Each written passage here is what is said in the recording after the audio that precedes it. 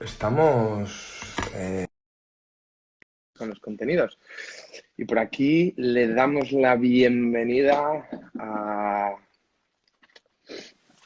al señor Jonathan. Muy buenas Hola, tardes. ¿qué tal? Muy buena. ¿Cómo estás? Bien, se oye, ¿no? Se oye perfecto. Vale, Bueno, estoy yo mirando te oigo aquí. perfecto. ¡Buah! Se va. Ahora, porque pensé que me iba a cortar por abajo, me cortó por arriba. Sí, Joder, se vuelve. ahí estás. Oyes, ¿qué Bueno, tal hoy como llevas tenemos. estos días? ¿Cómo va por allí? Pues la verdad que me puedo considerar un afortunado con poder ir a trabajar todos los días, porque la Hmm. verdad que después llega el viernes cuando llegas de trabajar y se te hace eterno el fin de semana. Yo estaba acostumbrado cenar, comer todo el fin de semana fuera y la verdad que se te hace ahora complicado. Sí, es compleja la situación, pero bueno, por lo menos te puedes oxigenar un poquito, ¿no? Sí, En sí, esos, la verdad que gracias a eso tenemos un respiro, la verdad. en esos ratitos. Oye, lo primero que te quiero dar es las gracias por aceptar este vino. Es un placer, jo, y poder estar aquí echando una charla y contándonos un montón de cosas de lo que haces, de cómo lo haces y de dónde lo haces, que yo creo que es lo más importante, ¿no? De cuando tenemos a un viticultor, bodeguero Hmm. y a un personaje del vino como eres tú delante. Así que te doy Nada, un las placer gracias. que me llamara. Oyes, yo, en primer lugar, porque yo, además me acuerdo la primera vez que te conocí, yo Hmm. estaba trabajando en Ramón Freixa y de repente llegó una mesa de cuatro, además os pusimos en el privado porque Éramos fuera más, estaba yo creo que lleno. éramos ocho, Sí, por lo menos, erais era toda la ocho. familia. Yo Sí, creo que era toda la familia, me parece, yo creo que recuerdo que recordar. estaba tu padre seguro, Sí, estoy seguro, y tu sí, mujer estoy seguro, también. y, Y mi hija y con el además, carro, ¿no estaba, y no? O con exacto, y el... estaba tu hija pequeñita, o sea, que era Sí, súper sí, pequeña. Es que sí, estamos sí, hablando de sí. hace como 10 años, ¿eh? Sí, sí, por el 2011, por ahí, yo creo que fue más o 2011, menos. 2010 más o menos, sí, sí. Sí, Eh, y además, fuiste un cabrón, o sea, porque yo tenía que me habían vendido una botella que me llegó algo súper exótico, que era Candio. Me acuerdo que yo lo probé y dije, joder, digo, esto está muy bueno. Y, y vosotros no pedisteis el vino, pero luego os presentasteis al final de la comida. Hola, soy Jonathan, de Suerte del sí. Marqués, tal. Dije, qué cabrón, ¿sabes? Que no me ha dicho que No, era él. no, no, no, claro, nosotros nunca intentamos decir que somos los propietarios de una bodega ni nada, y no, joder, otra vez se va. Y al final surge al final, pues si al final surge la conversación, pues te identificas, si no surge la conversación, pues nada, porque si no es el tema ese de ir de bodeguero, de pedir tu vino y de tal, no somos mucho de eso, la verdad. No, eso yo creo, eso ya está extinto. Yo creo que cada vez hay menos bodegas que lo hacen. No, O todavía queda algo, ¿eh? quedan. Pero bueno, yo creo que los sumilleros así que les hemos puesto las pilas y no lo estamos permitiendo porque al final es ilógico. Jonathan, quiero que nos cuentes, porque suertes del Marqués. ¿Eso es que tú eres un marqués con mucha suerte? ¿Qué es eso? Cuéntanos qué es una suerte, Un, porque un marqués sin título. un marqués sin título. Sí, pues mira, una suerte es una palabra que también se usa en Portugal, en la zona de Galicia, que luego conocerán más gente como sortes, que incluso Rafa Palacio, a sortes. Una suerte es una extensión de tierra. Y toda esta zona donde mi padre compró los viñedos inicialmente, donde hemos extendido todo lo que es nuestro viñedo, se llamaban las suertes del Marqués de Higa. Higa, que es el nombre antiguo del barrio donde estamos situados, que es La Perdoma, ¿no? Entonces, todo aquello pertenecía a un antiguo marqués, supuestamente, según la historia. Y nosotros, pues, mantuvimos ese nombre. ¿Cómo se llamaba esa zona? Realmente las suertes es como un paraje, ¿no? Lo que sería como una pequeña apelación dentro de la de Ova y el Orotava, ¿no? Podríamos incluso desarrolláramos un sistema de denominaciones de origen como tipo Borgoña, pues las suertes de esta de Higa, las suertes de la Perdoma, pues sería una denominación de origen dentro del Valle de la Orotava, ¿no? Podríamos llamarlo así. Sí, porque el Valle de la Orotava al final es una zona que es muy extensa, o sea, más o menos dibújanos así un poquito No, cómo es el Valle de la Orotava. es una zona bastante limitada, ¿no? Vamos a decir, ahora mismo actualmente bajo el censo hay 321 hectáreas de viñedo registrado en la denominación de origen. Supuestamente hay alrededor de 500 hectáreas, el resto está fuera de DO, pero en el pasado eran miles de hectáreas las que había en el Valle de la Ortava. Pero bueno, que al final es un valle bastante pequeño y bastante claramente delimitado por el este y el oeste, que ves la montaña donde se forma este falso valle, que es donde estamos nosotros, en la zona norte de la isla de Tenerife. Piensa que ahora mismo se estará produciendo alrededor de 1 millón de litros, entre DO y sin DO, podemos decirle, a lo mejor aproximadamente. Pero piensa que en el siglo XVIII se estaban elaborando, nada más que con alrededor de 6.000 habitantes, creo que estaban solo en el siglo XVII, en la Orotava, se hacían unos 12 millones de litros. Lo importante que era para el Valle de la Orotava el cultivo del viñedo en el pasado. Ujú. Porque ahora mismo, a día de hoy, ¿cuántas bodegas os estáis Hay emplazando en la zona? aproximadamente 14 bodegas, suele fluctuar una arriba, una abajo, dependiendo de la añada, que unos se van, otros empieza algún proyecto nuevo, pero de ellas no hay más de 4 que hagan más de 40.000 botellas, podemos decir. Todas las demás suelen ser bodegas pequeñitas de 5, 8, 10.000 botellas aproximadamente, casi todas. Entonces, podemos decir que esto no es que sea una zona que haya salido nueva así de la noche a la mañana. Podemos hablar de que el Valle de la Orotava tiene una tradición vinícola que ha sido tremenda, ¿no? O sea, El Valle de histórica. el Valle de la Orotava, vamos a hablar que hemos tenido como un paréntesis de 200 años, hasta que han vuelto otra vez los vinos a ser reconocidos. Pero piensa que prácticamente todo el norte de la isla de Tenerife, sobre todo el Valle de la Orotava, se dedicaba a exportar vinos. Si se exportaba vinos hacia América, Asia, Europa y posteriormente hasta Oceanía. Hay un montón de anécdotas que yo siempre cuento, la de una que me parece súper curiosa, que por ejemplo el primer vino que se bebió en Australia fue vino de la Orotava encima, porque un negociante de la Orotava ganó el contrato de suministrar a la Royal Navy en lo que era la First Fleet. ¿Te acuerdas la historia de prisioneros británicos que se mandaron obligatoriamente a poblar a Australia? Entonces, el primer vino tomado en Australia era vino del Valle de la Orotava. Entonces, el Capitán Cook paraba. Todo eso encima no es una historia que yo te pueda contar y me lo estoy inventando. Está la documentación está en el archivo histórico del Cabildo de Tenerife y puedes ir y revisarla, fechas, cuántas pipas, los que son las barricas que se montaban, qué día, cuánto se pagó, todo está en documentación. Porque se puede decir que vosotros sois la zona más potente de vinos en toda la isla de Tenerife o habéis tenido algún competidor directo No, dentro tú de lo que es piensas la propia que isla. hasta hace no mucho, realmente, en el Valle de la Orotava no se le hacía mucho caso aquí en la isla, en Canarias, ¿no? Aquí en Tenerife era más famosa la denominación de origen Tacoronte Acentejo o los vinos de Lanzarote en Canarias, pues, y nosotros estábamos un poquito olvidados hasta que hace más o menos 10 años hemos empezado a darnos a conocer y ahora a lo mejor la gente de Canarias no lo considera, pero bueno, muchas publicaciones a nivel internacional nos consideran como la DO más interesante o la mejor DO de Canarias ahora mismo. Lo que pasa es que te digo que después habrá cada uno piense lo que piense, los de Lanzarote tirarán para lo suyo y tal, pero bueno, yo me refiero a lo que es exactamente publicaciones de periodistas internacionales, ¿no? Que somos una DO pequeña, pero bueno, pero bien reconocida. Porque tú me dices que hasta hace 10 o 12 años ese paréntesis no lo rompéis, ¿no? Porque la primera añada que vosotros como bodega empezáis a promover y empezáis a promocionar, ¿no? Como dice, hacemos vino Sí. serio, que fue 2012, 2011. A ver, nosotros la primera añada realmente que elaboramos fue la 2006.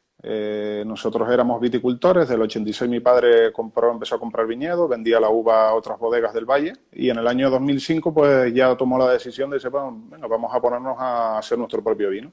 Y empezamos un poco como hobby y luego hemos ido teniendo una evolución, quizás podemos hablar que ya en el 2008 se empezó a hacer ya algo ya más serio y después ha habido toda la progresión, evolución que hemos tenido hasta ahora. Hemos pasado como por distintas etapas. Yo lo llamo a veces una etapa más friki sobre el año 2011, después más conservadora en el 2008 y ahora hemos vuelto a lo que yo considero ahora mismo que posiblemente me pueda equivocar, pero que es intentar sacarle el máximo potencial tanto a los blancos como a los tintos que nosotros elaboramos, ¿no? Pero bueno, que todavía dentro de 10 años a lo mejor te digo que no estábamos en lo cierto en el 8, ni en el 11, ni en el 18. Entonces habría que ver, todavía somos una bodega muy, muy joven. Sí, es un camino que estáis desarrollando. Porque la primera cube que sacasteis vosotros, porque ahora yo te reconozco que he tenido que mirar una chuleta y decir, ¿cuántos vinos hace Jonathan? Porque de memoria ahora mismo no me acordaba. O sea, me salían, pero Ahora, decía, me falta alguno, me falta alguno. ahora creo que de sobre 17 estamos haciendo más los 3 de Sortevera, que es una marca que hemos sacado con viñedos en Taganana, que es otra zona de Tenerife, pero creo que ahora mismo recordar que estamos sobre 17, incluso ahora sale uno nuevo que es un fortificado, que es una cosa que me parece bastante interesante, que saldrá ahora el próximo mes. Bueno, si Eso, alguien lo compra, porque ahora como está todo parado, es complicado. ese lo tengo apuntado en mayúscula, lo del Sí, fortificado. Porque tú las parcelas que sacas, tienes 17 sí. parcelas, 17 etiquetas, eh, al final has hecho un poco un concepto de parajes, ¿no? Parajes, vinos de pueblo. Cuéntanos un poco, ¿cómo redistribuyes? Sí, lo podemos clasificar en dos grandes grupos. Uno serían los vinos de pueblo, los village, los vinos de villa, que son vinos de ensamblaje de parcelas, pero por ejemplo, no es que solo sean 17 parcelas, son en total entre las propias y más los viticultores son unas 55 vinificaciones que yo hago.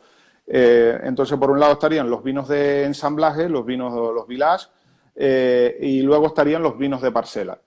En los village, que sería Siete Fuentes, el Lance, Medianías, la Floridita, el Cool, el Nat Cool, todo eso son vinos de ensamblaje. Salen de uva de viticultores y uva propia, y trenzado también, lo podemos llamar, que son, que ahí hay parte de viticultores. Y luego estarían los vinos de parcela, que son donde yo, aparte de tener, de vinificar por separado, también somos propietarios de la parcela. Para mí es muy importante ser el propietario de la parcela, porque sobre todo para que esa marca sea persistente durante toda la vida. Porque puede ser, imagínate que hay muchos viticultores nuestros que son estupendos. Muchas veces algunos de ellos salen vinos que podrían ser quizás el mejor de la añada, pero no puedo sacar una marca concreta como esa porque a lo mejor resulta que dentro de 3 años o le da por arrancar la viña o le da o directamente por no vendérmela o vendérsela a otra bodega, ¿no? Que podría pasar. O sea, al final creas en el mercado una confusión, ¿no? De decir, este vino no tiene continuidad. Yo de todos tus vinos ¿Mm? hay una cosa que siempre ha sido uno de mis favoritos y, y no es uno de tus grandes pagos. A mí Bidonia me fascina, por ejemplo, pero yo creo que tu niño pequeño, tu niño rebelde, tu niño, le voy a decir así con todo el cariño del mundo, tu niño cabrón, ese que te hace jugar más, para mí es el trenzado blanco.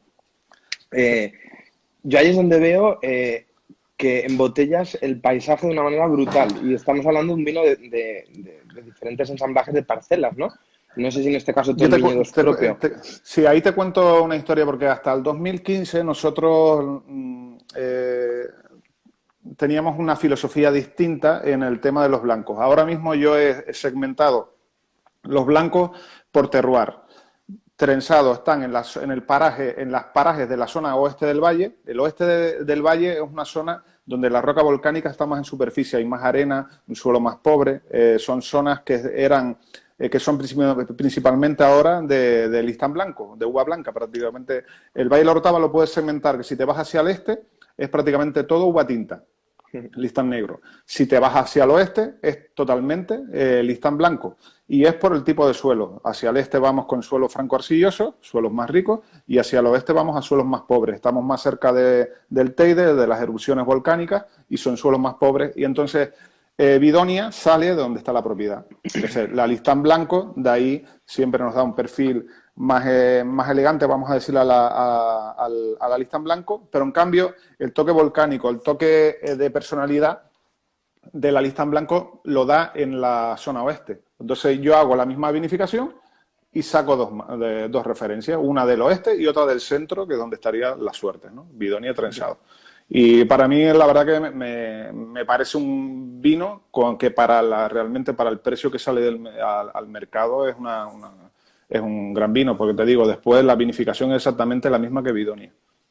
O sea, exactamente lo que aquí estás haciendo es la diferencia de parcelas, básicamente. O sea, Diferencia de suelo, esto prácticamente. esto es un concepto Borgoña al más puro estilo, ¿no? Sí, antes al final nosotros antes del 15 hacíamos prácticamente, era como una selección. Las mejores barricas iban para Bidonia y el resto iba para trenzado. Entonces, incluso en trenzado había maceración con pieles en alguna parcela. Y yo ya en el año 16, que hicimos un poco un cambio, unos ajustes en vinificación, ya empecé a vinificarlo todo de la misma manera y donde ya el suelo sea el que habla, ¿no? No hable la vinificación para nada, sino hable solo el suelo. Porque trenzado, al final, esto ya a mí es una cosa que todavía no termino de entender. O sea, el sistema de cordón trenzado. He leído que históricamente este sistema era un sistema que era como una pérgola que era movible, ¿no? Que se podía quitar en No, diferentes todavía, épocas del año. sí, lo puedes hacer todavía. Lo que pasa que muchas veces la gente, a ver, lo primero que es un sistema que no está documentado el comienzo. Viene ya de bastantes siglos, de 300, 400 años, no se sabe el origen. Se cree que es por la malvasía aromática, la malvasía de Candia, que no es productiva en las primeras yemas, entonces un sistema de poda larga, entonces para que la malvasía pudiera producir en esa época.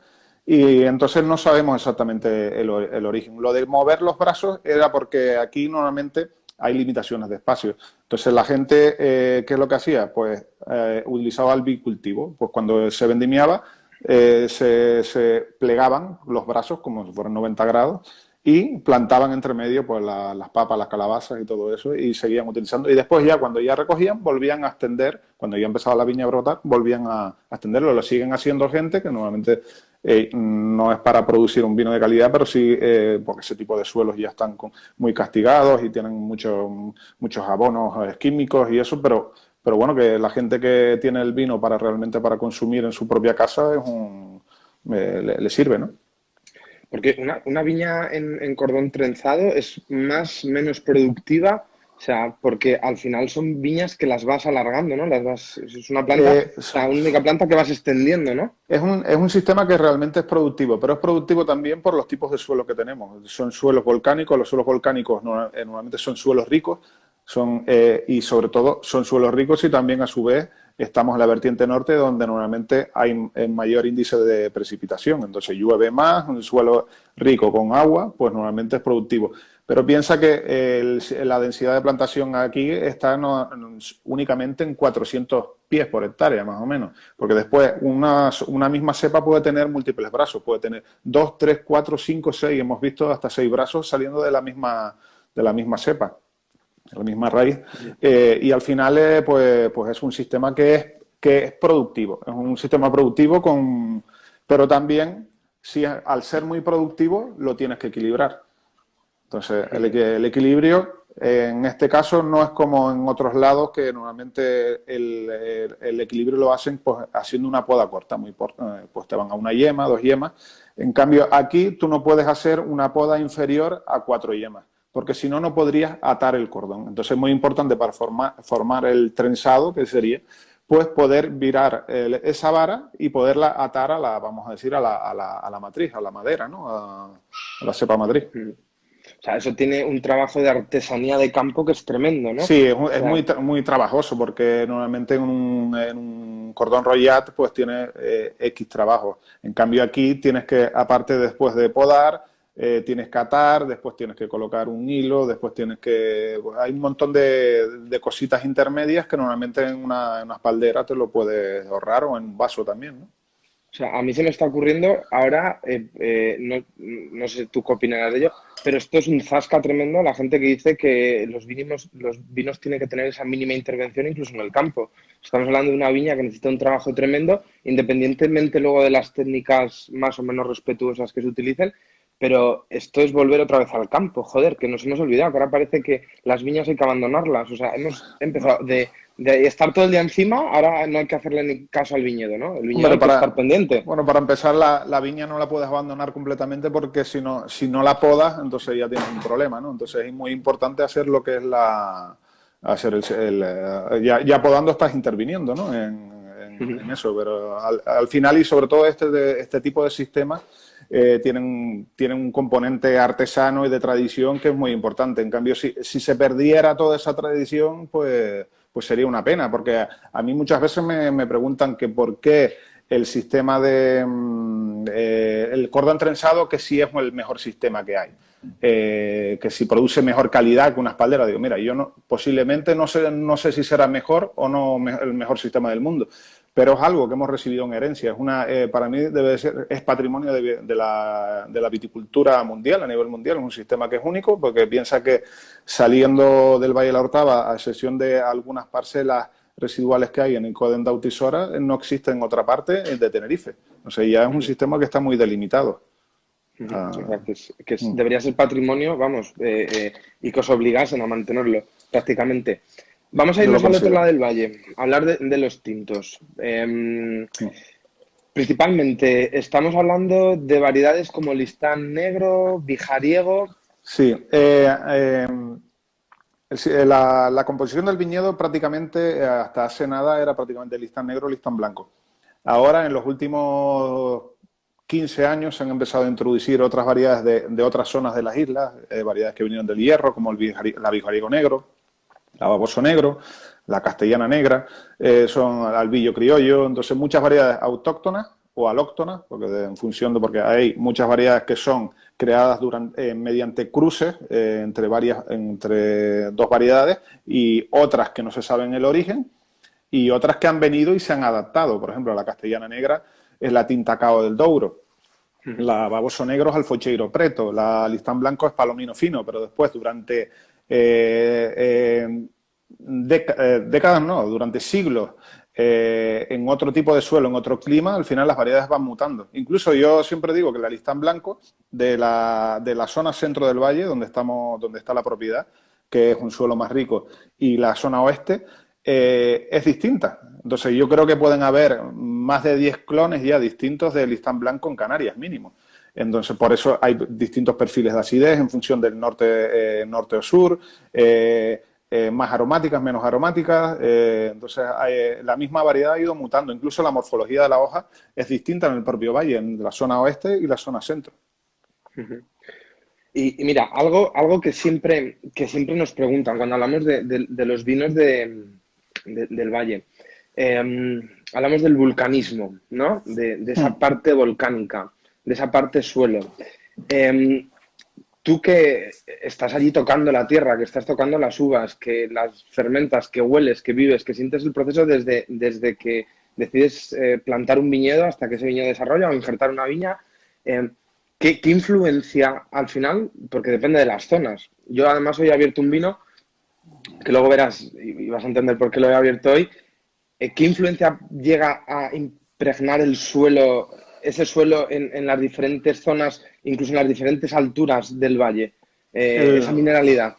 El suelo volcánico es inconfundible, pero también hay que decirlo, también si lo trabajas de cierta manera. Para mí es muy importante qué trabajo vas a hacer dentro de la bodega. Si trabajas con todo el tema, siempre es inconfundible los toques reductivos que suelen tener en nuestros vinos, que muchas veces hay mucha gente que no le gusta, pero es parte del suelo. La proporción de hierro que hay tiende también a reducir los vinos más de los suelos volcánicos, pero tú podrías eso modificarlo en bodega, trabajando con levadura comercial que te va a reducir ese impacto reductivo, pero para mí es parte del suelo. Entonces hay añadas que son un poquito más reductivas, otras menos. Yo trabajo siempre con la levadura autóctona, que para mí es clave.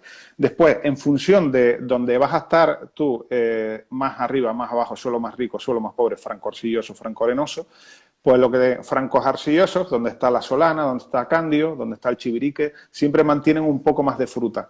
En cambio, cuando tú vas subiendo en altura, estando en el centro del valle donde estamos en la propiedad, vamos a perder un poco de arcilla y vamos a ganar un poquito más de arena. Entonces ahí nos dan vinos que lo que se pueden decir, la palabra que decimos nosotros lo definimos como mineralidad, pero que hay mucha gente que odia esa palabra. Pero bueno, vamos a decirle que son menos frutales, son más complejos. Y es donde estaría el esquilón y el ciruelo, por ejemplo. Entonces ahí van afectando al perfil de los vinos, pero siempre con el componente reductivo que siempre suelen tener. Y te digo, añadas con más. También puedes también trabajar un poco en bodega, pues aireando un poquito, para que trasegando, dándole aire, pero también al final cuando haces ese tipo de trabajo tienes que subir un poco más los niveles de sulfuroso, entonces o si no le añado los niveles, si no sube el nivel de sulfuroso, el vino está más desprotegido, posiblemente pueda durar menos en botella. Porque ahora que sacas el tema del sulfuroso, que yo creo que es uno de los temas más controvertidos dentro del mundo del vino, por ahí está Tao Platón, que tiene en su logotipo I love SO2, ¿no? Sí. Esto es como todo en la vida, que además me ha dicho que te estaba viendo desde la bañera. Sí. Yo creo que esto es un retadicho. Soy capaz de que Isma diga que me está viendo desde la bañera, pues lo he dicho. Vosotros, al final, con esos suelos tan volcánicos, estáis manejando sulfurosos libres bastante altos, ¿no? Una de las evoluciones libres o totales, porque, a ver, una de las cosas que nosotros hemos querido modificar es para el envejecimiento de los vinos, porque también yo estoy muy preocupado en que puedan los vinos envejecer más o menos.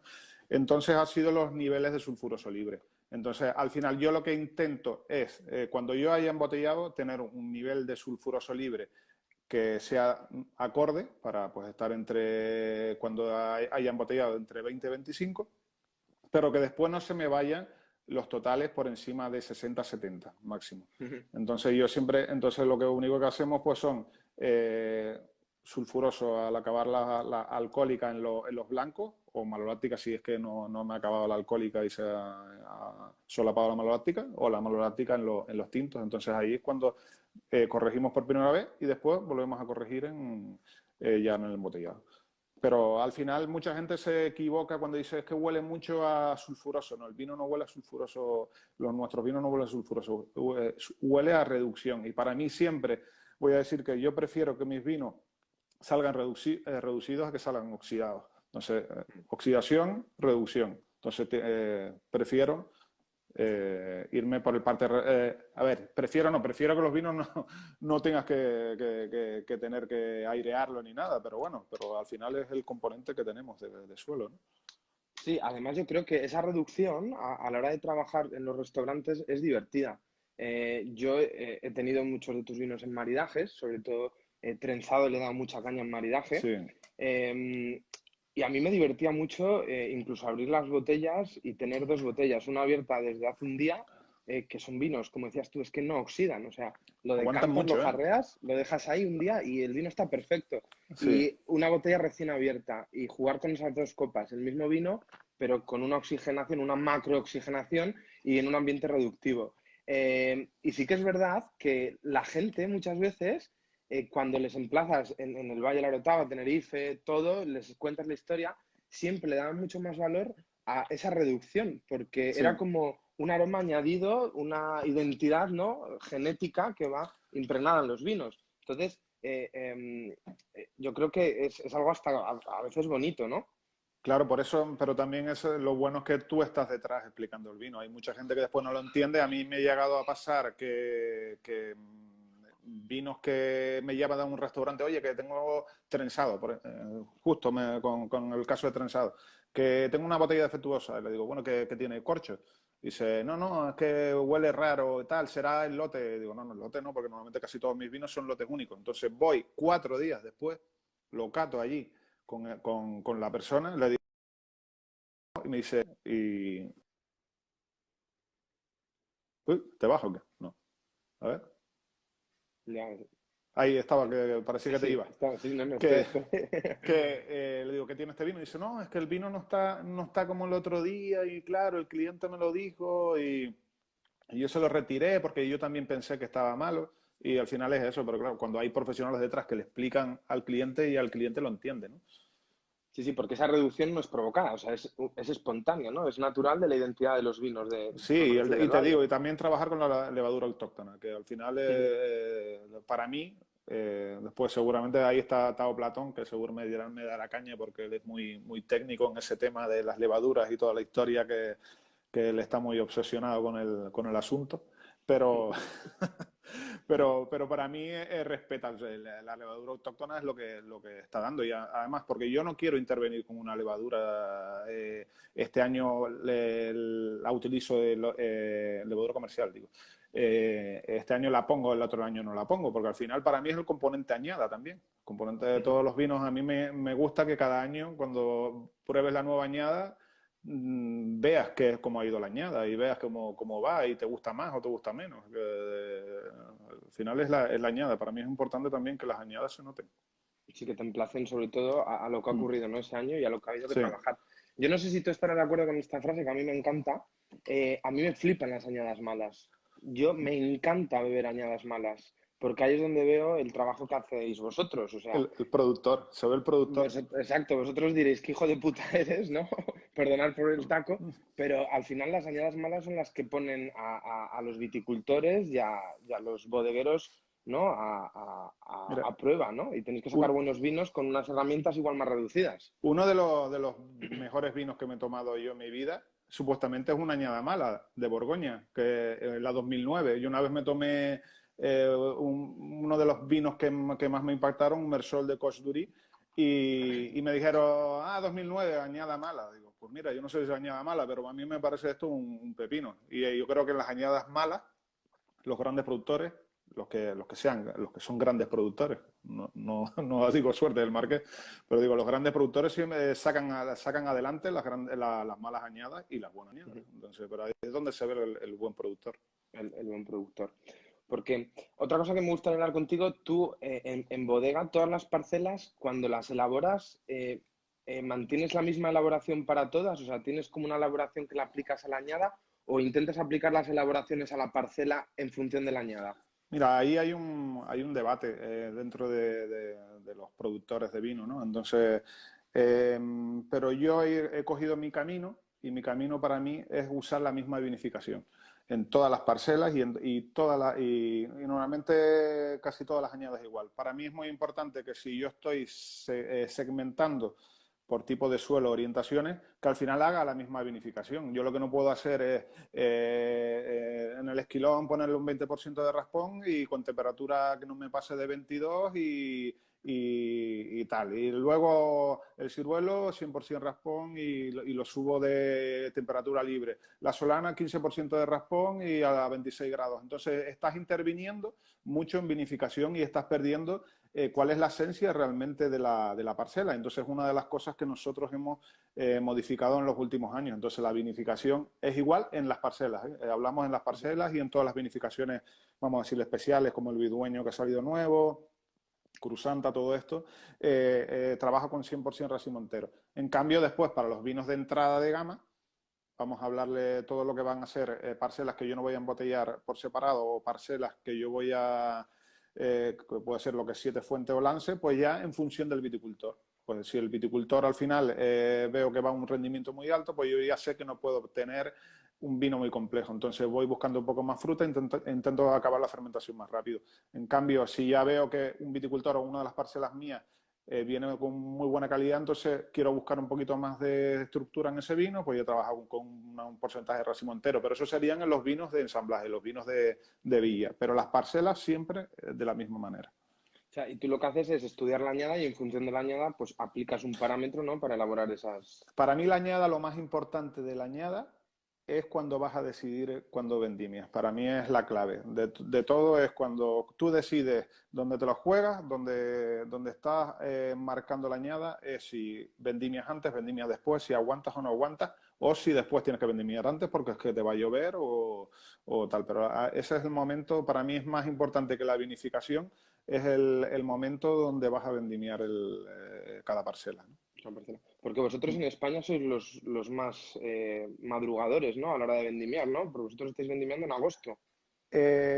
Bueno, se suele vendimiar en Gran Canaria, en zonas sures de Gran Canaria, y en Lanzarote se vendimia antes, o en las zonas